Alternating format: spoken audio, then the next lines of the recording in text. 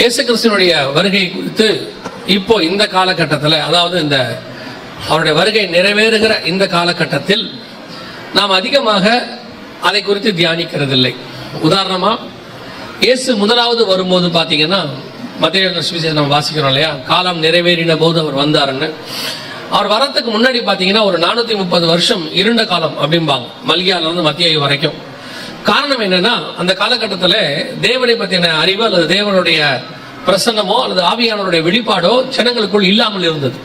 அதனாலதான் இயேசு வந்து பிரசங்கம் பண்ணும்போது வசனம் சொல்றது, இருளில் இருக்கிற ஜனங்கள் பெரிய வெளிச்சத்தை கண்டார்கள். இப்ப இயேசு வர்றதுக்கு முன்னாடி ஒரு மிகப்பெரியதான ஒரு வெற்றிடம், ஒரு இருள் ஜனங்களுக்குள்ளே வந்து ஒரு ஆயத்தம் இல்லாத தன்மை. அதனாலதான் ஆயத்தப்படுத்துகிறவன் ஒருத்தன் வந்தா, வழியை ஆயத்தம் பண்ணுகிற யோவான் ஸ்நானகன். அப்ப இயேசு வர்றதுக்கு முன்னாடி இது நடக்குது பாருங்களேன். அப்புறம் ஒரு வெளிப்பாடு யாருக்கு இருக்குதுன்னா, வானசாஸ்திரிகளுக்கு இருக்கு. அவர்கள் வந்து ஏரோதின் இடத்துல சொல்லுகிறார்கள். அப்பொழுது அவர்கள் வேத வசனத்தை ஆராய்ந்து பார்க்கிறார்கள். ஆராய்ந்து பார்த்து, ஆமாமா மேசியா பிறக்கிற காலம் இதுதான், பெத்லகேம்ல பிறப்பாரு அப்படிங்கறது எல்லாத்தையும் அவங்க கண்டுபிடிக்கிறாங்க. ஏன் அவர்கள் அதை முன்பதாகவே செய்யவில்லை? அவர்கள் கையில வேதம் இருந்தது, ஆனால் அதை அவர்கள் முன்பதாகவே செய்யவில்லை. யாரோ ஒருத்தர், அதுவும் புறஜாதியார், கிழக்கிலிருந்து வானசாஸ்திரிகள்னு வசனம் சொல்லுது. அவர்கள் அந்த தேசத்தை சார்ந்தவர்கள் அல்ல, கிழக்கில் இருக்கிறவர்கள். வெளியிருந்து ஒருத்தர் வந்து உள்ளே சொல்ல வேண்டி இருக்குது, உங்களுடைய மேசியா வரப்போகிறார் அப்படின்னு சொல்லி. அப்படியானால் கையில் வேதம் இருக்கிறது, எல்லாம் இருக்கு, ஆராய்ந்து பார்க்கிறவர்கள் இருக்கிறார்கள். ஆனால் அந்த வருகைக்கு ஆயத்தப்படாத கூட்டம் ஒன்று யூதர்களிடத்தில் காணப்பட்டது, இஸ்ரவேலிடத்தில் காணப்பட்டது. அதே மாதிரி தான் இப்பவும் இயேசு வருகிற காலம் நெருங்கி இருக்கிறது. ஆனால் இப்பொழுதும் திருச்சபைகள் பெரும்பான்மையானவை ஆயத்தம் இல்லாத தன்மை. அவங்களுடைய ஆயத்தம் எந்த அளவுக்கு இருக்கு அப்படின்னு கேட்டீங்கன்னா, இன்னும் ஒரு 100 வருஷம் நம்ம இங்க இருக்க போறோம், இன்னொரு 200 வருஷம் இருக்க போகிறோம் அப்படிங்கறதான ஒரு மனநிலை தான் இருக்குதே ஒழிய, ஆனா வசனம் அப்படி சொல்லல. ஆவியும் மனவாட்டியும் வா என்பார்களாக காத்திருக்க சொல்லுது பைபிள். நம்மளை எதிர்பார்த்திருக்க சொல்லுது. ஆவியும் மனவாட்டியும் வா என்பார்களாக ஒரு எதிர்பார்ப்போடு சபை இருக்கணும். அதனாலதான் ஒவ்வொரு வாட்டி நீங்க கம்யூன் எடுக்கும் போது என்ன சொல்லி எடுக்கிறோம், ஆண்டவர் நமக்கு என்ன சொல்ல சொல்லி இருக்கிறாரு அப்படின்னு பார்த்தா, நான் வருமளவும் என்னை நினைவு கூறும்படி இதை செய்யுங்கள். அப்ப கம்யூனுங்கிறது அவர் வர வரைக்கும் தான். ஒவ்வொரு வாட்டி கம்யூன் எடுக்கும் போதும் நீங்கள் நினைவு கூற வேண்டியது என்னன்னா, அவர் வரப்போறாரு, அவர் சீக்கிரத்துல வரப்போறாரு, இந்த கம்யூனியன் காலம் முடியுது, உடன்படிக்கை முடிவடைய போகுது அப்படிங்கிறது தான் நம்மளுடைய எதிர்பார்ப்பா இருக்கணும். ஆனால் இன்னைக்கு சபைகள் அந்த எதிர்பார்ப்போடு இருக்குதா? யோசிச்சு பாருங்க. இயேசு இன்னும் பரமேறிய போகல.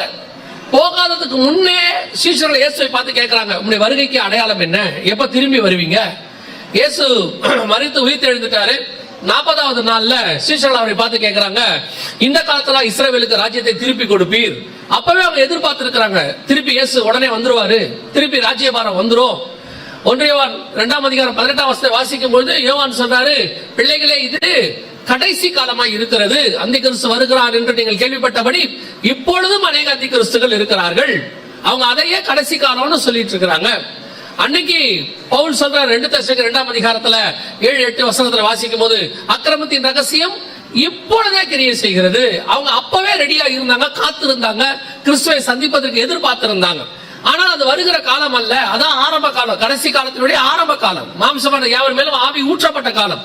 ஆனா அதே கடைசி காலத்தினுடைய முடிவுக்கு நாம வந்திருக்கிறோம். இப்ப அன்னைக்கு இருந்ததை விட 2 மடங்கு ஆயத்தம் இருக்கணும். அன்னைக்கு இருந்ததை விட இன்னும் வாஞ்ச இருக்கணும். அன்னைக்கு இன்னும் இருந்ததை விட சபை இன்னைக்கு எதிர்பார்ப்போட இருக்கணும். ஆனால் சபையினுடைய இன்னைக்கு நிலைமை தான் ரொம்ப கஷ்டம். யோசிச்சு பாருங்க. கிளம்பியாச்சு, வஸ்திரம் தரிச்சாச்சு, கையில தீவட்டியை எடுத்தாச்சு, மணவாளனை எதிர்பார்த்து புறப்பட்டாச்சு. ஆனா வேதம் சொல்லுது, வருகிற நேரத்தில் அவர்கள் உறங்கி விட்டார்கள், நித்திரை மயக்கமாய் இருந்தார்கள். அவங்க புறப்பட்ட காலத்துல ஒரு வர காலம் இல்ல.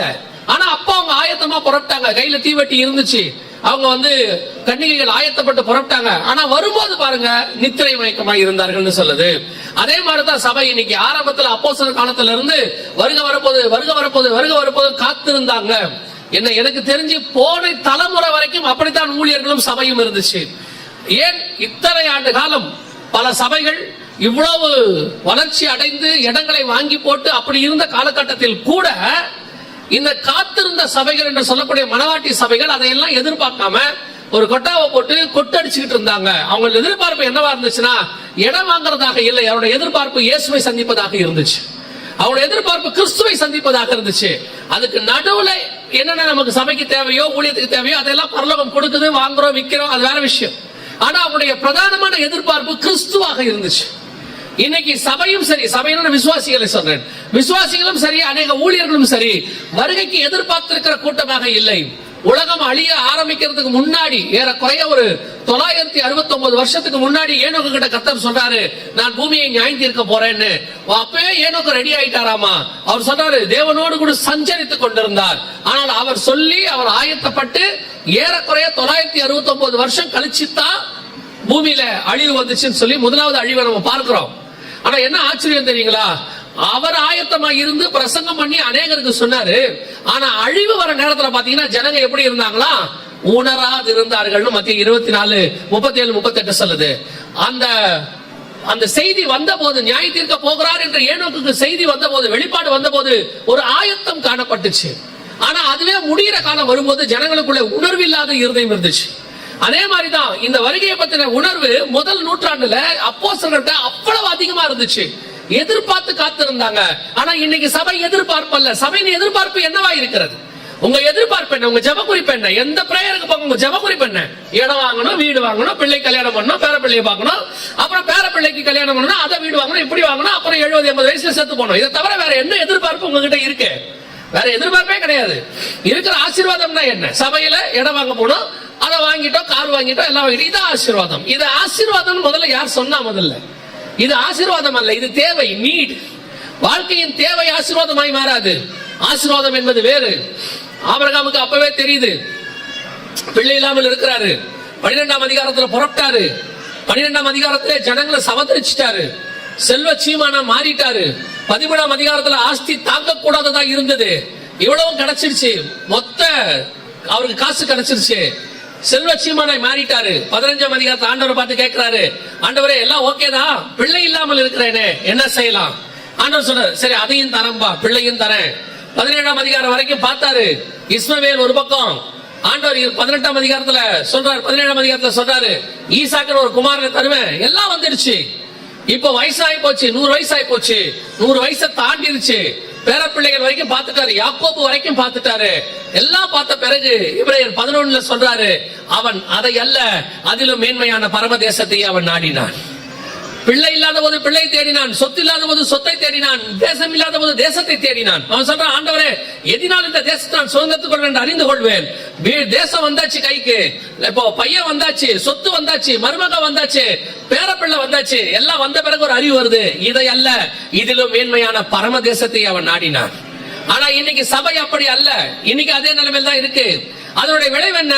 ஆண்டவர் வராருங்கிறதான ஆயத்தம் இன்னைக்கு சபைக்கு இல்ல. சபை ஆயத்தப்பட்ட இடத்துல இல்ல. எவ்வளவு கேட்டாலும் சபைக்கு உணர்வில்லாத இருதயம். அந்த மத்திய 24, 37, 38 இயேசு சொன்ன மாதிரியே ஜனங்க மாறியாச்சு. கண்ணுக்கு முன்னாடி அடையாளங்கள். இப்ப மத்திய 24:3 கேட்கிறாங்க சீஷர்கள், உங்களுடைய வருகைக்கு உலகத்தின் முடிவுக்கும் அடையாளம் என்ன கேட்டபோது ஆண்டவர் அநேக அடையாளங்களை சொல்லுகிறார். அதுவும் அந்த மத்திய 24ஆம் அதிகாரத்தை அழகா பிரிச்சு வரிசை கிரமமா அழகா கொடுத்திருக்கிறார். அவருடைய சபை எடுத்துக்கொள்ளப்பட்ட ரகசிய வருகைக்கு முன்னாடி என்ன நடக்கும், எப்போ வேதனைகள் ஆரம்பிக்கும், 3.5 வருஷத்தின் முடிவில் என்ன நடக்கும், 7 வருஷத்தின் முடிவில் என்ன நடக்கும், அதுக்கப்புறம் இயேசு எப்படி பகிரங்கமா வருவாரு, எல்லாம் வருஷக்கிரமமா அழகா இருக்கு. மத்திய 24 அத்தனையும் நமக்கு எல்லாம் எழுதி கொடுத்திருக்கு. ஏரோது கிட்ட கொடுத்த மாதிரி தான் இன்னைக்கு. ஏரோது கிட்ட பைபிள் இருக்குதா இன்னைக்கு? அதாவது அவர் பழைய ஏற்பாடு வச்சிருக்கிறாரு. ஆனா மேசியா பிறப்பாருன்னு தெரியாது, அவருக்கு எங்க பிறப்பாருன்னு தெரியாது. அதே நிலைமை தான் இன்னைக்கு. கையில பைபிள் இருக்கு, எல்லாம் இருக்கு. ஆனால் இயேசு வருவாரா, என்ன நடப்பாரு, அடையாளங்களை இயேசு எழுதி கொடுத்துட்டு போயிருக்கிறாரு. அடையாளங்களும் நடக்குது, நம்ம கண்ணுக்கு முன்னாடி அடையாளங்களும் நடந்துகிட்டு தான் இருக்கு. துல்லியமா நடக்குது. நான் இன்னும் சொல்லுவேன், இந்த ஊழியத்தை நாங்கள் ஆரம்பித்த காலத்துல, ஏறக்குறைய நான் சொல்றது 20-22 வருஷத்துக்கு முன்னாடி சொல்றேன், ஆரம்பிக்கிற அந்த 20 வருஷத்துல ஆரம்பிக்கிற காலத்துல நடந்த அடையாளங்களை விட 20 வருஷத்துல அதிகமாய் நடக்குது. டெய்லி நடக்குது, அதிகமாக வந்துகிட்டே இருக்குது. ஆனாலும் அன்னைக்கு அந்த ஒரு 20-30 வருஷத்துக்கு முன்னாடி இருந்த பரிசுத்தவான்கள்ட்ட இருந்த ஒரு ஆயத்தம் இப்ப இல்ல. சபை சோரம் போகிற காலத்தில் காணப்படுகிறது. அநேக அடையாளங்களை ஆண்டவர் சொல்லி வைத்திருக்கிறார். ஒவ்வொரு அடையாளங்களும் துல்லியமாய் நிறைவேறிக்கிட்டே இருக்குது. அந்த அடையாளங்களை வைத்துக் கொண்டு என்ன செய்யணும்? வேதம் சொல்லுது, அற்புதங்களையும் அடையாளங்களையும் எதுக்காக கொடுத்தாராம்? வேத வாக்கியத்தை உறுதிப்படுத்தும்படிக்கு. அவர் அற்புதங்களினாலும் அடையாளங்களினாலும் வேத வாக்கியத்தை என்ன செய்தாராம்? உறுதிப்படுத்தினார். அப்போ இந்த அடையாளங்கள் வச்சிட்டு இருக்கும் போது நம்ம ஒண்ணு தெரிஞ்சுக்கணும், வேத வாக்கியம் ரெடி ஆகுது, வேத வாக்கியம் உறுதிப்படுது. வசனத்துல சொன்ன ஒவ்வொன்றும் என்ன செய்யுது? துல்லியமாக நடக்குது. இனி காலம் செல்லாது என்பதை புரிந்து கொள்வதற்காகத்தான் இந்த அடையாளங்கள். இந்த அடையாளங்கள் உங்களை பரலோகத்துக்கு கூட்டிட்டு போகாது. ஆனால் இந்த அடையாளம் பரலோகத்துக்கு போவதற்கு உங்களை ஆயத்தப்படுத்தும். எப்படி இயேசு பிறந்திருக்கிறார் என்பதை நட்சத்திரத்தை வச்சு ஒண்ணும் பண்ண முடியாது. நீங்க வந்து வீட்டுல கிறிஸ்துமஸ்க்கு வருஷம் ஸ்டார் கட்டி வர்றீங்க, எதுக்கு ஸ்டார் கட்டுறீங்கன்னு உங்களுக்கும் தெரியாது. கட்ட அதுக்கப்புறம் ஏன் கட்டுறீங்கன்னு உங்களுக்கு தெரியாது. கேட்டா எங்க வீட்டுல இயேசு பிறந்திருக்கிறாரும்பீங்க. சரி விட்டுருவோம், நம்ம அதை பத்தி பேசணும்னா வேற பிரச்சனையாகி போயிடும். அப்படியா? அந்த இயேசு ஸ்டார் கட்டத்துக்கும் இயேசு உங்க வீட்டுல பிறந்திருக்கிறதுக்கும் என்ன கிடையாது, ஒரு சம்மந்தம் இல்ல. அது இடத்த கொண்டாந்து காட்டுச்சு, அது போயிடுச்சு. அது வேலையை அது செஞ்சுட்டு என்ன செஞ்சிருச்சு, போயிடுச்சு. இப்ப நாங்க இங்க வரும்போது பாத்தீங்கன்னா சில போர்டு வச்சிருக்கிறாங்க, இந்த சபைக்கு வர வழியில இந்த ஊரப்பாக்கம், பெருங்குளத்தூர் இப்படின்னு இந்த இடத்துக்கு வர்றதுக்கு அதெல்லாம் போர்டு காட்டுச்சு. நம்ம கொண்டு போய் போர்டை கொண்டு போய் வீட்லயே தொங்க விட முடியும்? இந்த போர்டு தான் நான் சர்ச்சைக்கு போறதுக்கு வழி காட்டுச்சு. பெருங்குளத்தூர் போர்டை எங்க வீட்டுல தொங்க விட்டா என்ன ஆகும்? நீங்க அதுக்கு பதிலாக தான் ஸ்டாரை தொங்க விட்டுருக்கீங்க. வேற ஒன்றும் பெரிய விஷயம்லாம் இல்ல. சரி தொங்க விடுங்க, அது உங்க இஷ்டம். நீங்க சொன்னாலும் கேட்க போறது இல்லைன்னு வச்சுக்கோங்களேன். அது என்ன ஒரு பெரிய ஆச்சரியம்னா, நீங்க தான் தொங்க விடுவீங்க, ஜனவரி மாசம் நீங்களே கழட்டுவீங்க. என்னன்னு கேட்டா இயேசுநாதர் பிறந்தாரு, இப்ப வீட்டை விட்டு போயிட்டாருன்னு அர்த்தம். இருந்தா தானே ஸ்டார் அங்க இருக்கும். பிள்ளை இருக்கிற ஸ்தலம் வரைக்கும் தானே நட்சத்திரம் வரும்.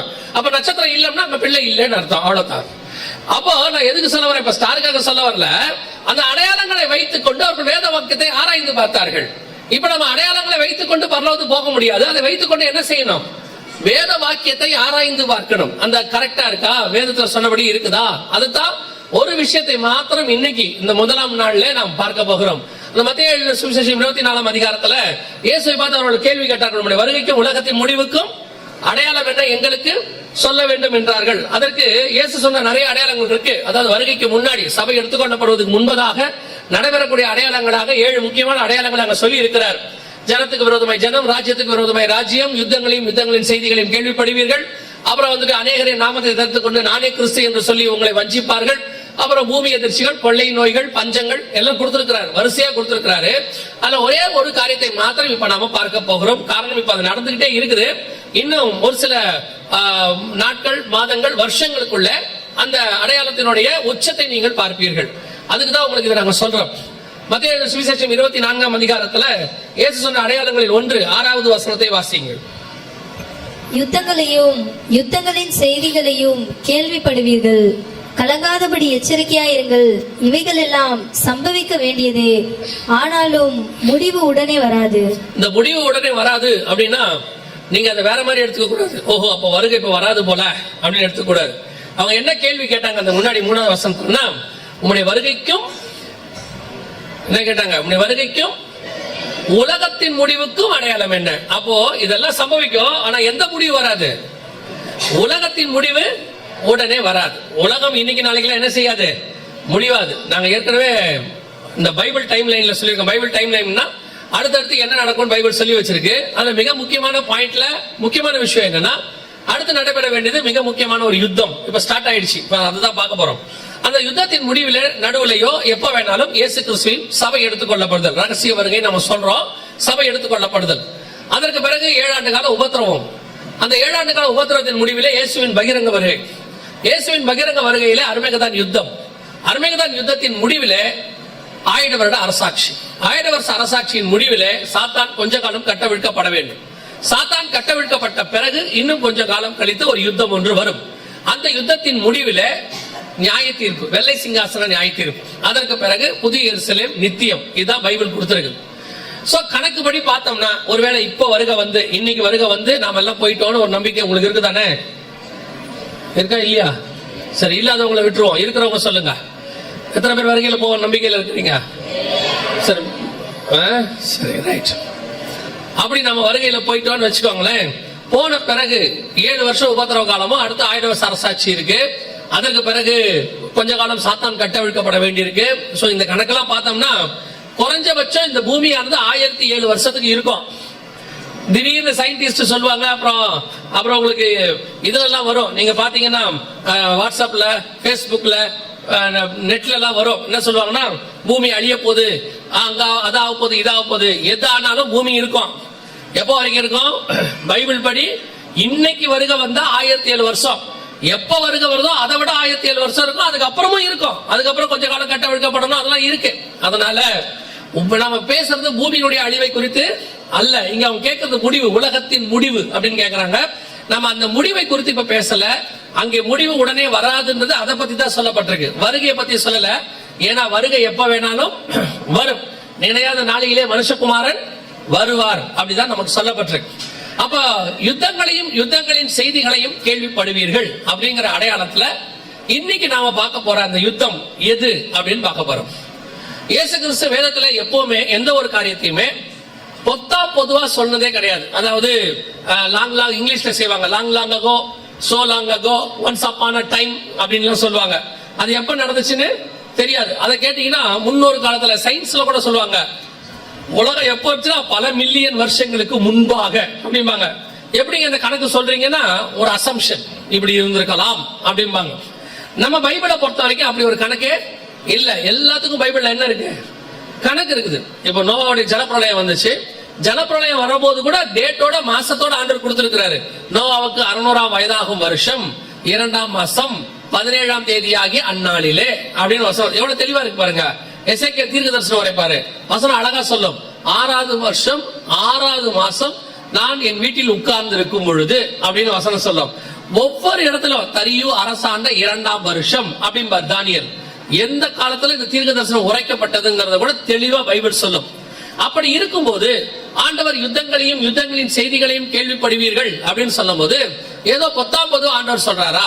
ஏன்னு சொன்னா இயேசு சொல்லிவிட்டு போய் 2000 வருஷத்துக்கிட்ட ஆக போது இந்த இடைப்பட்ட காலத்துல மட்டும் இந்த யுத்தத்தை கணிக்கிறவங்க, யுத்தத்தை பத்தி கால்குலேட் பண்றவங்க என்ன சொல்றாங்க அப்படின்னு கேட்டீங்கன்னா, பெரிய யுத்தம் அப்படின்னா லட்சக்கணக்கில் ஜனங்க செத்து போனது. அந்த மாதிரி பெரிய யுத்தம் மட்டுமே ஒரு 3000 யுத்தம் நடந்திருக்குதான். பூமியில இதுவரைக்கும் 3000 யுத்தம் நடந்திருக்கான். சின்ன யுத்தங்களுக்கு கணக்கே இல்ல. சின்ன யுத்தம்னா ஒரு நாட்டுக்கு இன்னொரு நாட்டுக்கு நடுவில் அப்பப்ப நடக்கும்ல, சிற்றரசர்கள் சண்டை போட்டுப்பாங்களே, அந்த யுத்தத்துக்கு எல்லாம் கணக்கே கிடையாது. அது எத்தனையோ ஆயிரம் யுத்தம் நடந்திருக்குதாமா. அப்ப எந்த யுத்தத்தை இயேசு சொல்லுகிறார்? இயேசு சொல்லக்கூடிய யுத்தம் எது அப்படின்னு கேட்டீங்கன்னா, வாசிங்க எசேக்கியேல் புஸ்தகம் 38ஆம் அதிகாரம் 8வது வசனத்தை வாசிங்க. எசேக்கியேல் புஸ்தகம் 38ஆம் அதிகாரம் 8வது வசனம்.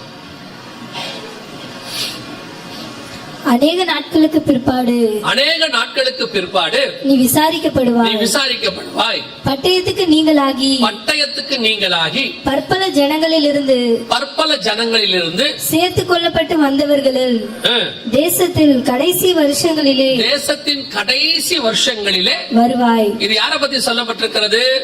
கடைசி வருஷங்களில் இந்த யுத்தம் நடக்கும் அப்படின்னு வசனம் தெளிவா சொல்லுது. எந்த கடைசி வருஷத்துல இந்த யுத்தம் நடக்கும் அப்படின்னு கேட்டீங்கன்னா, பற்பல ஜனங்களிலிருந்து சேர்த்துக் கொள்ளப்பட்டு வந்தவர்களின் தேசத்தில் கடைசி வருஷத்துல இது நடக்கும் அப்படின்னு இருக்கு. பற்பல ஜனங்களிலிருந்து சேர்த்துக் கொள்ளப்பட்டு வந்தவர்கள் அப்படின்னா நம்ம காலத்துல இஸ்ரவேல் ஜனங்கள். இஸ்ரவேல் ஜனங்களும் இதுக்கு முன்னாடி 2 தடவை அவங்க தேசத்துக்கு சேர்த்துக் கொள்ளப்பட்டிருக்கிறாங்க. முதலாவதாக மோசே தலைமையில எகிப்துல இருந்து வந்தாங்க. 2வது செருபாபேல் தலைமையில அங்க மேதிய பெர்சியா சாம்ராஜ்யத்துல இருந்து வந்தாங்க. அப்படி வரும்போது அவங்க அந்தந்த தேசத்துல இருந்து தான் வந்தாங்க. ஆனா வசனம் சொல்லுது, பற்பல ஜனங்களிலிருந்து சேர்த்துக் கொள்ளப்பட்டு வந்தவர்களின் தேசத்தின் கடைசி வருஷம். இது யார பத்தி, எந்த ஜனங்கள் நேரடியா வசனத்துல உங்களுக்கு வேணும்னா அதே அதிகாரம் 16வது வசனத்தை வாசிங்க. 38:16. நீ தேசத்தை கார்மேகம் போல் மூட என் ஜனமாகிய இஸ்ரவேலுக்கு விரோதமாக எழும்பி வருவாய். வசனம் தெளிவா இருக்கு. இஸ்ரவேலுக்கு விரோதமாகத்தான் இந்த யுத்தம் என்ன செய்யும், நடக்கும் அப்படின்னு இருக்கு. தேசத்தை தான் பற்பல ஜனங்களிலிருந்து சேர்த்துக் கொள்ளப்பட்டு வந்தவர்களின் தேசம். நல்லா கவனிங்க, இவங்க சேர்த்துக் கொள்ளப்படுறாங்க. இந்த வீடியோ பாருங்க, இது ரொம்ப முக்கியமான ஒரு வீடியோ. என்னன்னா, இது இவங்க ஏறக்குறைய 1918 இருந்து ஆரம்பிச்சு 1948 ராஜ்யபாரமாயி 2020 வரைக்கும் வந்துகிட்டே இருக்கிறாங்க. எல்லா ஜனங்கள் இருந்து சேர்த்துக் கொள்ளப்படுறாங்க. ரஷ்யாவில இருந்து, ஜெர்மனில இருந்து அப்படியே வந்தாங்க. இந்தியால இருந்து கூட போனாங்க. இது பின்னாடி அந்த பிளைட்டை பார்த்தா உங்களுக்கு தெரியும். அந்த பிளைட்ல பாத்தீங்கன்னா கவனிச்சு பாருங்க, எங்கன்னு போட்டிருக்கு பாருங்க. உக்ரைன்ல இருந்து இவங்க புறப்பட்டு வந்தாங்க. இவங்க வந்ததுக்கு அப்புறம் தான் உக்ரைன்ல ரஷ்யா பிரச்சனை ஆரம்பிச்சிச்சு. இதான் லாஸ்ட் பேட்ச். இவங்க வந்ததுக்கு பிறகு இந்த உக்ரைன் ரஷ்யா பிரச்சனை ஆரம்பிச்சிச்சு. கடைசியாக உக்ரைன்ல இருந்து ஒரு புறப்பட்டு வந்தார்கள். அதுல இருந்து தான் மத்த பெரிய பிரச்சனைகள்லாம் கொஞ்சம் கொஞ்சமா ஆரம்பிச்சுக்கிட்டே வந்துச்சு. 2021 இருந்து ஆரம்பிச்சுட்டு வந்துச்சு. இதான் இந்த பேட்ச் மிக முக்கியமான ஒரு பேட்ச். இந்த பேட்சுக்கு விரோதமாக யுத்தம் நடக்கும். இப்ப நான் உங்களுக்கு சொல்றதை எல்லாம் நல்லா கவனிங்க. ஒருவேளை கொஞ்சம் பாடம் மாதிரி இருக்கும், இல்ல ஹிஸ்டரி பாடம் மாதிரி இருக்கும். எப்படி இருந்தாலும் கவனிங்க. ஏன்னா இது நடக்க போற சம்பவம் நடக்க ஆரம்பிச்சிருச்சு. இது நடக்கும்னு நாங்க ஒரு பைபிள் இந்த வசனத்தை தான் எடுத்து நாங்க தீர்க்க தரிசனம் சொல்றது இல்ல. பைபிள்ல உள்ள தீர்க்க தரிசனத்தை கிட்டத்தட்ட 20 வருஷமா சொல்றோம் இப்படி நடக்க போகுதுன்னு. இப்ப நடக்க ஆரம்பிச்சிருச்சு. அதுக்குதான் உங்களுக்கு சொல்றோம், கவனிச்சுட்டே வாங்க. ஏதோ பாடம் எடுக்கிறாங்க, ஹிஸ்டரி எடுக்கிறாங்க, நமக்கு எதுக்கு ஸ்கூல்ல உட்காந்து தூங்குற மாதிரி தூங்கிட போறியா? அதுக்கப்புறம் உங்களுக்கு தான் நஷ்டம். அதுக்காக சொல்ல வரேன், கவனிங்க. இவர்கள் பற்பல ஜனங்களிலிருந்து சேர்த்துக் கொள்ளப்பட்ட இஸ்ரவேலுக்கு விரோதமாக நீ வருவாய் அப்படின்னு இருக்கு. யாரை பத்தி சொல்லப்பட்டிருக்கிறது? யார் வருவா? எதிரி யாரு அப்படின்னு கேட்டீங்கன்னா எசேக்கியேல் 38:2 வாசிங்க. வாசிக்கிறவங்க எங்க இருக்கிறாங்க? எங்க இருக்காங்க வாசிக்கிறவங்க? கை தூக்குங்க. கொஞ்சம் வேகமா வாசிக்கணும். வாசிங்க 38:2. மனுபுத்திரனே, அந்த கேபினுக்கு ஒரு லைட் போட்டு கொடுங்க பாப்பா, இருட்டுல வாசிக்கிறாங்க போல. வாசிங்க. மனுபுத்திரனே, மேசேக் தூபால் ஜாதிகளின் தலைமையான அதிபதியாகிய மாகோகு தேசத்தானான கோகுக்கு எதிராக நீ உன் முகத்தை திருப்பி. யார பத்தி ஆண்டவர் இந்த இடத்துல சொல்றாரு அப்படின்னு கேட்டா பாக்கிறதுக்கு என்னமோ வித்தியாசமான பேர் மாதிரி தெரியும். மனுபுத்திரனே, மேசேக் தூபால் ஜாதிகளின் தலைமையான அதிபதியாகிய மாகோகு தேசத்தானாகிய கோகுக்கு எதிராக நீ உன் முகத்தை திருப்பி அப்படின்னா ஆண்டவர் யார பத்தி சொல்றாரு அப்படின்னு நம்ம தெரிஞ்சுப்போம் இல்லையா? சோ யாருன்றத நான் இப்ப இருக்க பேரை நான் சொல்லிட்டேன்னா அது எப்படி அப்படின்னு உங்களுக்கு கொஸ்டின் வரும். முதல்ல அவங்க எங்க இருக்கிறாங்கன்னு சொல்லி இருக்கிறார் ஆண்டவர். அதுக்கப்புறமா அந்த பேரை உங்களுக்கு சொல்றேன், ஈஸியா புரியும். 39:2 வாசிங்க. எசேக்கியேல் 39:2. நான் உன்னை திருப்பி உன்னை 6 துறடுகளால் இழுத்து உன்னை வடபுறங்களில் இருந்து எழும்பவும். எந்த பக்கத்துல இருந்து? வடபுறங்களிலிருந்து எழும்பவும். ஃப்ரம் நார்தர்ன் ப்ராவின்ஸ் ஒரு சில டிரான்ஸ்லேஷன்ல இருக்கும், ஃப்ரம் நார்த் சைடுன்னு இருக்கும். வடக்கு பக்கத்துல இருந்து வரணும். இஸ்ரவேலுக்கு வடக்கு பக்கத்துல இருந்து ஒரு நாடு வரணும். அதான் இஸ்ரவேலுக்கு விரோதமாக எழும்ப வேண்டிய நாடு. இந்த நாடுதான் இஸ்ரவேலுக்கு விரோதமாக கடைசி காலங்களில் நீ வருவாய் அப்படின்னு இருக்கு. இந்த தீர்க்க தரிசனத்தை உரைக்கும் போது அங்கே சொல்லப்பட்ட நாடுகள் எதுவும் இல்லை. நல்லா புரிஞ்சு கொள்ளுங்க. ஏன்னா இஸ்ரவேல் தேசமே அப்ப அடிமையா இருக்கு. எசேக்கியேல் அடிமையா இருக்கிற காலத்துல எழுதுறது. இஸ்ரவேல் தேசமே எங்க இருக்குது? அடிமையாக இருக்கிறது. அப்பதான் அது எழுதப்படுகிறது. சோ இஸ்ரவேல் ஒரு தனி நாடு அப்ப இல்ல. இன்னொன்னு, இப்ப அந்த இடத்துல சொல்லப்பட்ட எதிரி நாடு யாரு அப்படின்னு கேட்டீங்கன்னா தமிழ்ல மேசேக் தூபால் ஜாதிகளின் தலைமையான அதிபதியாகிய அப்படின்னு இருக்குது இல்லையா? தமிழ்ல அந்த வார்த்தையை டிரான்ஸ்லேட் பண்ணிட்டாங்க. வார்த்தை இருக்கு, அதுக்கு அர்த்தத்தை சொல்லிட்டாங்க. அந்த வேர்டை இப்ப உதாரணமா இயேசுன்னு வர இடத்துல இயேசு தான் எழுதணும். ரட்சகன் எழுதிட்டா அது இயேசுன்றது நமக்கு புரியாது இல்ல. அந்த பேரை என்ன செய்யக்கூடாது? டிரான்ஸ்லேட் பண்ணக்கூடாது. அவங்க டிரான்ஸ்லேட் பண்ணிட்டாங்க. அங்க என்கேஜேவி வெர்ஷன், இங்கிலீஷ் வெர்ஷன்ல, அதற்கு பிறகு மலையாளத்துல, ஹிந்தியில எல்லாத்துலயும் அந்த வார்த்தை இருக்கு, நீங்க படிக்க முடியும். The chief prince of ரோஷ் அப்படிங்கிற ஒரு வார்த்தை இருக்கும். வடபக்கத்துல இருந்து ரோஷ் என்கிறதான ஒருத்தர் எழும்பி வருவாரு அப்படின்னு இருக்கு. அதுவே நீங்க மலையாளத்துல பாத்தீங்கன்னா ரோஷே அப்படின்னு இருக்கும். அப்புறம் சில மொழிகள்ல ருஷே அப்படின்னு இருக்கும். ரஷ்யாவை குறிக்கிற வார்த்தை. இப்ப நம்ம இங்கிலீஷ்ல தான் ரஷ்யான்னு சொல்றோம். அதுவே நீங்க சில லாங்குவேஜ்ல ருஷ்யாம்பாங்க. நீங்க பார்க்கும்போது ருஷ்யான்னு சொல்லுவாங்க. வடக்கு பக்கத்துல இருந்து வரணும். இஸ்ரவேலுடைய எருசலேம் மேல கையை புள்ளிய வச்சு ஒரு கோடு நேரா வடக்கு பக்கம் போட்டீங்கன்னா அது நேரா போய் மாஸ்கோ, ரஷ்யாவுடைய தலைநகரத்துல தான் நிற்கும். கடைசி நாட்களில் ரஷ்யா எழும்பி வர வேண்டும். அதுலயும் பெரிய ஆச்சரியம் என்னன்னு கேட்டீங்கன்னா ரஷ்யாவுக்கு உதவி செய்யக்கூடிய நம்பர் 1 நாடு எது? ரஷ்யாவுக்கு உதவி செய்யற நம்பர் 1 நாடு எதுன்னு ஆண்டவர் சொல்லியிருப்பாரு. இந்த வசனம் ஏறக்குறைய 2500 வருஷத்துக்கு முன்னாடி. அதான் ரொம்ப முக்கியம். அந்த 5வது வசனம் 38:5 வாசிங்க பார்ப்போம். அவர்களோடு கூட பெர்சியரும். பெர்சியான்னு இருக்கு பாத்தீங்களா? அவர்களோடு கூட ஃபர்ஸ்ட் யார் இருக்கிறா? பெர்சியா. இன்னைக்கு ரஷ்யா கூட இருக்கிற நம்பர் 1 நாடு எதுன்னு கேட்டா ஈரான் ஒரு நாடு இருக்கு. உங்க எல்லாருக்கும் தெரியும். ஈரான் தான் ரஷ்யாவோட செல்ல பிள்ளை. இந்த ஈரானுக்கு 1984 வரைக்கும் இருக்கிற பேர் தான் பெர்சியா. 1984 தான் இந்த பேர் ஈரான் என்று மாற்றப்பட்டது. அது வரைக்கும் அதுக்கு பேர் என்னது? பெர்சியா. ஷா மன்னர் அப்படின்னு ஒருத்தர் ஆட்சி பண்ணிக்கிட்டு இருந்தாரு. அவர் காலத்துல அயதுல்லா கோமேனிங்கிற ஒருத்தர் புரட்சி ஏற்படுத்தி நாட்டை கைப்பற்றி இந்த நாட்டுக்கு ஈரான் பேர் மாத்தினாங்க. ஆனா அந்த இடத்துல இருக்கிற பெர்சியாங்கிறது யாரை குறிக்குதுன்னா இன்னைக்கு இருக்கிற ஈரானை குறிக்குது. அன்னைக்கு ஆண்டவர் சொல்றாரு, உன்னோடு கூட ஃபர்ஸ்ட் யார் இருப்பா? பெர்சியா. ஈரான் இருக்கும், லிபியா இருக்கும், எத்தியோப்பியா இருக்கும். இன்னைக்கு இந்த நாடு எல்லாம் ரஷ்யா கூட இருக்குது. இப்போ இந்த யுத்தம் தான் கடைசியாய் நடைபெற வேண்டிய யுத்தம். இந்த யுத்தம் நடைபெற வேண்டிய யுத்தம்னு சொல்றோம், கடைசியா வர வேண்டியதுன்னு சொல்றோம். இந்த யுத்தம் எவ்வளவு தூரத்துல இருக்குது, இதற்கு ஆயத்தம் என்னவா இருக்குது அப்படின்னு சொல்லி நீங்க கேட்டீங்கன்னு சொன்னா சில விஷயங்களை இப்ப நாம பார்க்க போகிறோம். பார்த்துட்டு இந்த யுத்தம் எவ்வளவு தூரத்துல இருக்குது, என்னென்ன நடக்க போகுதுங்கிறத மாத்திரம் சொல்லிட்டு நான் முடிக்க விரும்புகிறேன். ஏன்னா யுத்தங்களின் செய்திகள் ரொம்ப முக்கியம். அது ஒரு விதமான அடையாளம். 7 அடையாளங்கள் அதுவும் ஒரு அடையாளமாக இருக்கு. இந்த இஸ்ரேலை பத்தி சில விஷயங்களை நான் உங்களுக்கு சொல்லிட்டு போறேன்.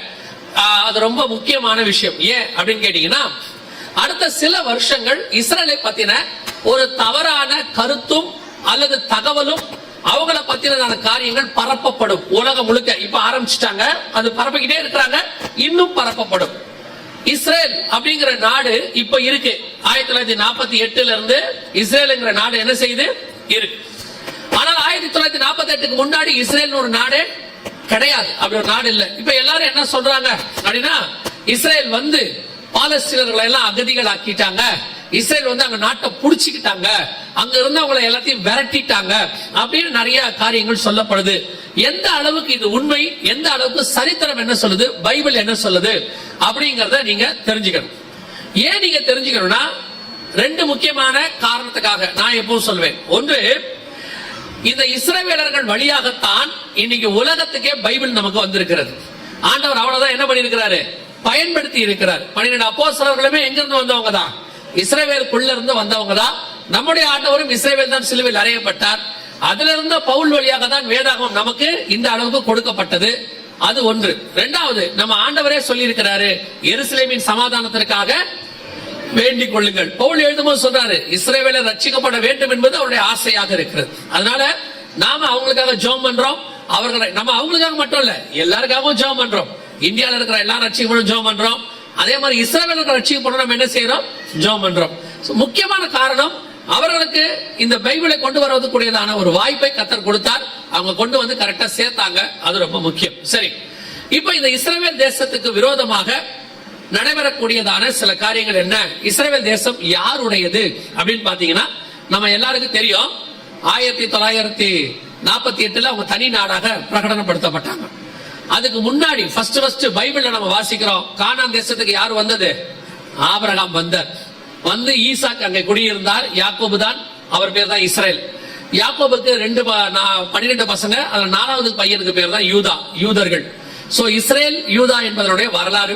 அன்னைக்கு அந்த தேசம் அவர்கள் கையில என்ன செய்யப்பட்டு விட்டது, கொடுக்கப்பட்டுச்சு. அன்னில இருந்து அவங்க தான் அங்கே இருக்கிறாங்க. ஒரு கூட்டம் சொல்லும், இல்லீங்க அதெல்லாம் நாங்க ஒத்துக்க மாட்டோம், அதெல்லாம் பழைய கதை, பைபிள் கதை, அதை எடுத்துக்கிட்டு இப்ப வராதீங்க. இப்போ மாடர்ன்ல இன்னைக்கு உள்ள ஜனநாயக காலத்துல எப்படி சொல்லுங்க, இந்த நாடு யாரு எங்க இருந்துச்சு அப்படின்னு சொன்னாலும், 1917 வரைக்கும் இஸ்ரேல் துருக்கி வசம் இருந்துச்சு. அதற்கு பிறகு ஏற்பட்ட 1ஆம் உலக யுத்தத்துல அந்த நாடு இஸ்ரேல் வசம் வந்துச்சு, சாரி இங்கிலாந்து வசம் வந்துச்சு. அப்ப இங்கிலாந்து தோக்குற நிலைமையில இருக்கும்போது அவங்ககிட்ட ஒரு சயின்டிஸ்ட் இருந்தார். அவர் பேரு சார் வைஸ்மேன். அவர் ஒரு யூதன். அவங்க ஜெயிக்கிறதுக்கு ஒரு குண்டு கண்டுபிடிச்சு கொடுத்தார். கண்டுபிடிச்சு கொடுத்தோன்னா இங்கிலாந்து ஜெயிச்சுட்டாங்க. அப்ப இருந்தவங்க கேட்டாங்க, உங்களுக்கு நாங்க என்ன செய்யணும், நீங்க எங்களுக்கு இவ்வளவு பெரிய வெற்றியை தேடி கொடுத்திருக்கிறீங்கன்னு சொன்ன போது சார் வைஸ்மேன் சொன்னாரு, எங்க நாடு இப்போ உங்க கையில இருக்கு, நீங்க நினைச்சா அகதிகளா 2000 வருஷமா இருக்கிற நாங்க திரும்பி வருவதற்கு என்ன செய்ய முடியும், ஒரு வாய்ப்பு கொடுக்க முடியும். எங்க நாடு, எங்களுக்கு வாய்ப்பு கொடுங்க அப்படின்னு சொன்ன போது சார் வைஸ்மேனுக்காக அவங்க என்ன பண்ணாங்க, அந்த நாட்டை 3ஆ பிரிச்சு, அதுதான் அவங்க பண்ண பெரிய தப்பு, அந்த நாட்டை 3ஆ பிரிச்சு ஒரு பங்கை யூதர்கள் கையில கொடுத்தாங்க, 2 பங்கு அரபியர்கள் கிட்ட இருந்துச்சு, ஒரு பங்கு யூதர்கள் கையில கொடுத்தாங்க. யூதர்கள்ட்ட பண்ண தப்பு என்ன, யூதர்கள் செய்யற தப்பு என்ன அப்படின்னு கேட்டீங்கன்னா, ஆண்டவர் அவர்களுக்கு திருப்பி தேசத்தை கொடுப்பேன் என்று சொன்னார், திருப்பி கூட்டிட்டு வருவேன் சொன்னாரு. ஏசாயா தீர்க்கதரிசன புஸ்தகம் 43ஆம் அதிகாரம் 5வது வசனத்தை வாசிங்க. ஏசாயா 43:5 வாசிங்க. பயப்படாதே, நான் உன்னோடு இருக்கிறேன், நான் உன் சந்ததியை கிழக்கிலிருந்து வர பண்ணி உன்னை மேற்கிலும் இருந்து கூட்டி சேர்ப்பேன். நான் வடக்கை நோக்கி கொடு என்றும் தெற்கை நோக்கி வைத்திராதே என்றும் சொல்லி, தூரத்திலிருந்து என் குமாரரையும் பூமியின் கடையார்ந்தத்திலிருந்து என் குமாரத்தைகளையும் வரவழைப்பேன்னு ஆண்டவர் சொன்னார். சொன்னபடியே 1918 அவங்க திருப்பி கொண்டு வரப்பட்டு பால்ஃபர் டிக்ளரேஷன் அப்படிங்கிற ஒரு டிக்ளரேஷன், அதாவது ஒப்பந்தத்தின் மூலம் யூதர்கள் உள்ளே வருவதற்கு அனுமதி கொடுக்கப்பட்டது. ஆனா யூதர் யாருமே அங்க என்ன செய்யல, வரல. ஏன்னா அவங்க ஊர்ல அவங்க எப்படி இருந்தாங்க, ஆசீர்வாதமா இருந்தாங்க. ஜெர்மனில ஒரு பக்கம், ரஷ்யால ஒரு பக்கம், ருமேனியால ஒரு பக்கம், இந்தியால ஒரு பக்கம், எல்லா பக்கமும் அவங்க ஆசீர்வாதமா இருந்தாங்க, ரொம்ப செழிப்பா இருந்தாங்க. அதனால அந்த ஊரை விட்டு வரதுக்கு அவங்களுக்கு என்ன இல்ல, எண்ணம் இல்ல. சில நேரத்தில் ஆண்டவர் உங்களை அழைக்கும் போது உங்களுக்கு இருக்கிற இடத்தை விட்டு வரதுக்கு என்ன செய்யாது. ஆமா, அது ஊழியமா இருக்கட்டும், சில காரியங்களா இருக்கட்டும், நாம எப்பவுமே ஆண்டவர்கிட்ட போறது, எங்க போறோம், எப்படி, அதை சொல்லுங்க, அதெல்லாம் பார்த்துட்டு தான் வருவோம். அதான் நம்மளுடைய பழக்கம் இல்லையா? கானான் தேசத்துக்கு போ அப்படின்னா ஆபிரகாம் என்ன பண்ணிட்டாரு, புறப்பட்டு போயிட்டாரு, அவ்வளவுதான். அங்க போன தேசம் எப்படி இருந்துச்சு, பாலும் தேனும் ஓடுகிற தேசம். லோத்துவை புறப்பட்டு போன்னு ஆபிரகாம் சொல்றாரு. ஆனா லோத்து என்ன பண்றாரு, அப்படியே ஏறு எடுத்து பாக்குறாரு, எந்த பக்கம் நல்லா இருக்குன்னு பாக்குறாரு. ஒரு பக்கத்துல நல்ல தண்ணி, நீர்வளம் மிக்கதா இருக்கு, தேவனுடைய தோட்டத்தை போல இருக்கு, எகிப்தை போல இருக்கு, சரி அங்க போவோம் அப்படின்ட்டு அவர் நல்லா செலக்ட் பண்ணி போறாரு. ஆண்டவர் சொல்லி போகும்போது செலக்ட் பண்ணி போக முடியாது. செலக்ஷனுக்கு உங்களுக்கு எனக்கு அதிகாரமே கிடையாது. நான் சொல்றது புரியுதா? அது ஊழியமோ எதுவோ, கர்த்தர் போன்னு சொன்னா என்ன செஞ்சிடணும், போயிடணும். அந்த வார்த்தைக்கு நீங்க கீழ்படிச்சிட்டீங்கனாலே கர்த்தர் உங்களை ஆசீர்வதிக்க தொடங்கிடுவார். சில ஆட்கள் உட்கார்ந்து ஆண்டவர்கிட்ட பேசிக்கிட்டு இருப்பாங்க, மல்லு கட்டிட்டு இருப்பாங்க, என்ன நடக்கும், நான் அப்படி போனால் என்ன ஆகும், அந்த இடத்துக்கு போனா எனக்கு எப்படி ஆசீர்வதிப்பேர், இப்படி கேட்டுக்கிட்டே இருப்பாங்க. ஆண்டவர் கொஞ்ச நாள் பார்த்துக்கிட்டே இருப்பாரு. சில ஆட்கள் போகவே மாட்டாங்க, அதான் முக்கியம். காலம் தாழ்த்திக்கிட்டே இருப்பாங்க. டே ஊரே அழிய போது, புறப்பட்டு போன்னு சொன்னா லோத்து போக மாட்டாரு. அவர் தாமதித்துக் கொண்டிருக்கிறதை தூதர்கள் கண்டு கைய புடிச்சு வெளியே கொண்டு விட்டானோ. சில நேரத்துல ஆண்டவர் அப்படித்தான் கையை புடிச்சு இழுத்துக்கிட்டு வர ஊழியத்துக்கு. சில ஆட்களை வான்னு சொன்னா அதுக்கு அவங்களுக்கு 1000 காரணம் இருக்கும். எங்க அப்பா அம்மாவுக்கு காரியத்தை முடிச்சிட்டு வரேன்பா, தங்கச்சிக்கு கல்யாணம் பண்ணி முடிச்சிட்டு வரேன்பாங்க. கொஞ்சம் பேர் சொல்லுவாங்க எனக்கு கொஞ்சம் கடன்லாம் இருக்கு அடைச்சிட்டு வரேன்பாங்க. இன்னும் கொஞ்சம் பேர் சொல்லுவாங்க நான் ஒரு டிகிரி படிச்சு முடிச்சிட்டு வரேன்பாங்க. ஊழியத்தை பையனா ஆண்டவர் ஊழியத்துக்கு கொடுக்க சொல்லுவாரு. இவங்க என்ன பண்ணுவாங்கன்னா, எதுக்கு ஒரு டிகிரி முடிச்சிட்டு போ, அவன் தான் ஊழியத்துக்கு போறானே, எதுக்கு டிகிரி, அவன் தான் ஊழியத்துக்கு போறான். ஊழியத்துக்கு போறவனுக்கு முதல் கிரைட்டீரியாவே, முதல் காரியமே என்னன்னா, எல்லாவற்றையும் விட்டு வா. அதானே, மீனை வச்சிருந்தா மீனை விட்டு வா, வலைய வச்சிருந்தா வலைய விட்டு வா, அப்பா அம்மா கூட இருந்தா அப்பா அம்மா விட்டுட்டு வா, பையன் இருந்தா பையனை விட்டுட்டு வா. எதை ஆண்டவர் சொல்றாரோ அதை விட்டுட்டு வரணும், அவ்வளவுதானே. எலிசா மாடையும் ஏரையும் விட்டுட்டு வந்தாரு. ஆண்டவர் சொன்னா என்ன பண்ணணும், விட்டுட்டு வானா வரணும். இப்ப இவங்க சொல்றாங்க எதுக்கு ஒரு டிகிரி முடிச்சிட்டு போ, எதுக்கு டிகிரி, அப்படியே அங்கேயே அவன் வாழ்க்கையில ஒரு பின்னு குத்துறது. என்ன தெரியுமா, ஒருவேளை ஊழியத்துல ஏதாவது நாசமா போயிட்டீங்கன்னா கையில உங்ககிட்ட என்ன இருக்குது, படிப்பு இருக்கு. அதாவது இவங்களுக்கு என்னன்னா, ஆண்டவரை விட படிப்பு மேல பயங்கரமான மரியாதை. இப்ப ஆண்டவர் மேல உங்களுக்கு என்ன கிடையாது, பயமே கிடையாது, படிப்பு மேல மரியாதை. ஒருவேளை ஏதாவது ஆகி போச்சுனாலும் கையில என்ன இருக்கு, படிப்பு இருக்கு. படிப்பு உன்னை காப்பாத்திரும், இல்லன்னா நீ நடுத்தரம் தான் நிப்ப. படிச்ச பாதி பேர் நடுத்தரம் தான் நிக்கிறான். நான் படிக்க வேணும்னு சொல்ற ஆளே கிடையாது. கர்த்தர் என்ன சொல்றாரோ அதை செய்யணும். கர்த்தர் அதை செஞ்சுட்டு போறாரு. நீங்க செய்யலன்னு வச்சுக்கோங்களேன், செய்ய வைப்பாரு. அந்த ப்ராசஸ் இருக்கு பாருங்க, அது ரொம்ப கஷ்டம். 1918 போக சொன்னாரா, இவங்க எவனுமே போல. நீங்க போகாம இருந்தீங்கன்னா என்ன ஆகும்னு சொன்னாரு. ஆமோஸ் புஸ்தகம் 2ஆம் அதிகாரத்துல வாசிச்சு பாருங்க. ஆமோஸ் புஸ்தகம் 2ஆம் அதிகாரம் 13வது வசனம் வாசி. இதோ கோதுமை கட்டுகளை நிறைபாரமாய் ஏற்றப்பட்ட வண்டியில் இருக்கிறது போல நான் உங்களை நீங்கள் இருக்கிற ஸ்தலத்தில் இருத்துவேன். என்ன சொல்றாருன்னா, நீங்க போலல, நான் உங்களை எப்படி செய்வேன் கேட்டா, எப்படி ஒரு கோதுமை மூட்டைய வண்டியில ஏத்தி ஏத்தி இருக்க கட்டுவாமல்ல, அந்த வண்டி எவ்வளவு ஏத்த முடியும் அவ்வளவு ஏத்துவாமல்ல, அந்த மாதிரி நீங்க இருக்கிற இடத்துல வண்டியில ஏத்துவேங்கிறார் ஆண்டவர். இந்த தீர்க்க தரிசனம் அப்படியே துல்லியமா நிறைவேறுச்சு. எப்போன்னு கேட்டீங்கன்னா, 18ல கர்த்தர் போக சொன்னாரு. இந்த பையல என்ன செய்யல, போகல. திடீர்னு இவங்க இருந்த ஊர்ல ஆண்டவர் எதிரி எழுப்பி விட்டாரு. எல்லா ஊர்லயும் நம்ம ஆண்டவருக்கு அது ரொம்ப ஈஸியா முடியும். ஜெர்மனில ஹிட்லரை எழுப்பிட்டாரு. ரஷ்யாவில் ஒரு சர்வாதிகாரி ஸ்டாலின் வந்தாரு, அவர் எழுப்பி விட்டாரு. இத்தாலியில முசோலினி ஒருத்தனை எழுப்பிட்டாரு. எல்லா பக்கமும் யூதர்களுக்கு எதிர்ப்பு. கடைசியா அவனுங்க 4 பக்கமும் யூதர்களை அடிச்சா பாருங்க. அடிச்ச அடியில இப்ப நீங்க பாருங்க, இந்த ட்ரெயின்ல அவங்களை ஏத்துவாங்க, எப்படி ஏத்துவாங்கன்னு பாருங்க. ஒரு கம்பார்ட்மெண்ட்ல 150 பேர் 200 பேரை ஏத்துவாங்க. ஒரு சின்ன ஜன்னல் தான் இருக்கும், அதுல மூச்சு கூட விட முடியாது. அவங்க எப்படி ஏத்துறாங்க பாருங்க. இது கோதுமை கட்டிகளை நீங்கள் இருக்கிற இடத்தில் கோதுமைகளை வண்டியில் இருக்கிறது போல உன்னை இருத்துவேன்றார் ஆண்டவர். தீர்க்க தரிசனம் அப்படியே துல்லியமா நிறைவேறுச்சு. ஆண்டவர் சொன்னபடி ஒரு கம்பார்ட்மெண்ட்ல 70 பேர் 50 பேர் இருக்கலாம், 200 பேர் ஏத்துவான். அவங்க இறங்கி வந்துகிட்டே இருப்பாங்க. நீங்க பாருங்க எவ்வளவு பேர் இறங்கி வரா பாருங்க ஒரு வண்டியில இருந்து. கர்த்தர் சொன்னபடி ஆமோஸ் 2ஆம் அதிகாரத்துல சொன்ன தீர்க்க தரிசனம் மிக துல்லியமாய் நிறைவேறுச்சு. அதே 2ஆம் அதிகாரத்துல ஆண்டவர் அடுத்து சொல்றாரு, இங்க பாருங்க, அதே 2ஆம் அதிகாரம் 16வது வசனம், பலசாலிகளுக்குள்ளே தைரியவான் அந்நாளிலே நிர்வாணியாய் ஓடி போவான் என்று கர்த்தர் சொல்லுகிறார். இது அன்னைக்கு உள்ள யூதர்கள் நிலைமை, அன்னைக்கு உள்ள ஜெர்மனியில் உள்ள யூதர்களுடைய நிலைமை. இன்னைக்கு யூதரை கண்டா உலகமே பயப்படுது இல்ல, பெரிய ராணுவம், அவங்களை அடிக்க முடியாது உதைக்க முடியாது எல்லாம் சொல்றாங்கல்ல. இது 1936 உள்ள நிலைமை. அர்த்தம் என்ன தெரியுமா? கர்த்தர் நல்லபடியா போன்னு சொல்லும் போது என்ன செஞ்சிடணும்? போயிடணும். செய்யும் சொல்லும் போது என்ன பண்ணிடணும்? செஞ்சிடணும். முடியாது, இப்ப நடக்காது, அப்பா ஆவாது, இது செய்ய மாட்டேன், அதை செய்ய மாட்டேன் அப்படின்னு சொல்லி கடைசியா என்ன தெரியுமா? நிர்வாணியா ஓடி போற நிலைமைக்கு வந்துடும். அதான் கடைசி ஆயிடும். எல்லாத்தையும் எடுத்துக்கிட்டு விட்டுருவாங்க. கடைசியில இவங்க எப்படி வந்தாங்க தெரியுமா? தப்பிச்சா போதும், ஊருக்குள்ள வந்த அந்த அவங்க கையில இருந்து தப்பிச்சா போதுங்கிற அளவுக்கு வந்தாங்க. சில நேரத்துல கர்த்தர் சொல்லும் போது என்ன பண்ணிடணும்? எதையுமே செஞ்சிடணும். ஊழியமோ கல்யாணமோ எல்லாமே. சில ஆட்கள்லாம் பாத்தீங்கன்னா கல்யாண வயசுல ஆண்டவர் சரியான ஆட்கள் கொடுத்திருப்பாரு, பண்ண மாட்டான். முடி நீளமா இல்ல, பொண்ணு இன்னும் கொஞ்சம் உயரமா இருக்கணும், இன்னும் கொஞ்சம் கலரா இருந்தா நல்லா இருக்கணும், இன்னும் கொஞ்சம் படிச்சிருந்தா நல்லா இருக்கும், ஒன்னொன்னா தட்டிக்கிட்டே இருப்பான். வயசு 42 தாண்டிரும். அப்புறம் சொல்லுவாரு, எதிர்த்தாலும் பரவாயில்ல, ஒண்ணு கூட கிடைக்காது, ஒண்ணு கூட கிடைக்காது. சில சிஸ்டர்ஸ் அப்படி இருக்காங்க. மாப்பிள்ளைய பார்த்தா என்ன கருப்பா இருக்காரு, அவரு எனக்கு அமெரிக்க மாப்பிள்ளை தான் வேணும். 38-40 ஆயிடும். அப்புறம் கர்த்தர் எது கொடுத்தாலும் சோத்திரம். ஆண்டவர் நன்மையான ஈவு தான் கொடுப்பாரு, கொடுத்தாரு. அப்போ அப்புறம் நம்ம கொடுத்த போது என்ன செய்யல? வாங்கல. அவன் நிலைமை தான் பாருங்க. தேசத்தை ஃப்ரீயா கொடுத்தாரு, எழுதி கையில கொடுத்தான், நீ போப்பா அவன் நாட்டுக்குன்னு. போகல, அடிச்ச அடி. எப்படி வந்தாங்க தெரியுமா? காசு கட்டி வெளியே வந்தாங்க. இந்த நாட்டை விட்டு நாங்க போறோம்னு அவன் சொல்லிட்டான் ரஷ்யால, நீ போறதா காசு கொடுத்துட்டு வெளியே போ. நாட்டோட வெளியே போய் ஏன் காசு கொடுக்கணும்? அப்படித்தான், இல்லைன்னா விட மாட்டேன், அடிப்பேன்னா. காசு கொடுத்துட்டு வெளியே வந்தாங்க. அந்த அளவுக்கு நடந்த சம்பவம் 1918 இருந்து 48 வரைக்கும் நடந்துச்சு.